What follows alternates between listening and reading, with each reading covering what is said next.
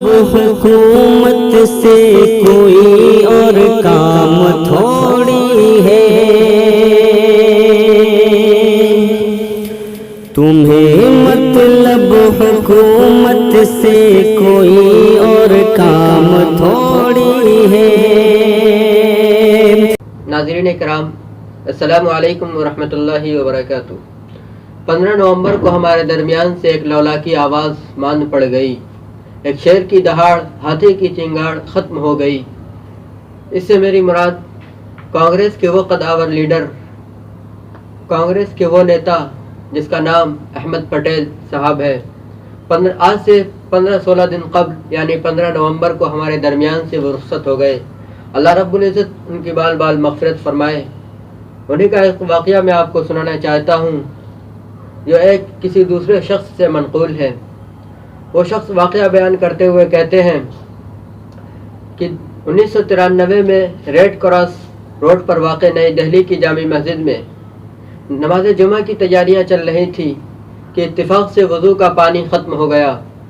لوگ وہاں لگے پرانے ہینڈ پمپ کی طرف دوڑنے لگے۔ میں نے دیکھا کہ ایک شخص مسلسل نل چلائے جا رہا ہے اور لوگ وضو کر رہے ہیں۔ چہرہ نایا تھا اس لیے میں پہچان نہیں پایا۔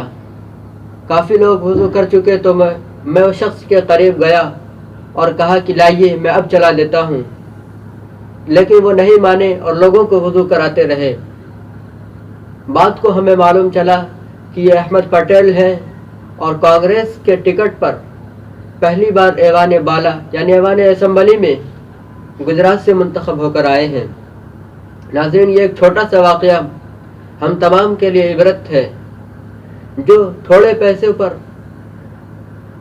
دوسروں کو نیچے دیکھنے لگتے ہیں، جو تھوڑی شہرت پر خود کو بہت مہان سمجھنے لگتے ہیں، یہ مختار عباس نقوی شہنواز حسین کے لیے عبرت ہے جو مسلمانوں کے نام پر ایک دھبا ہے۔ یہ ربیکہ لیاقت تسلیمہ نسرین کے لیے عبرت ہے جن کا کام ہمیشہ مسلمانوں کے خلاف پروپیگنڈا چلانا ہے۔ میں آپ کے سامنے سے 4 مصرے کا یہ شعر سنا کر رخصت ہوتا ہوں۔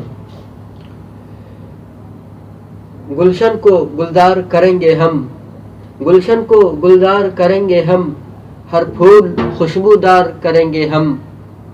خدایا میری زباں میں تو قوت دے، خدایا میری زباں میں تو قوت دے، ہر ظالم طاقت کو خبردار کریں گے ہم۔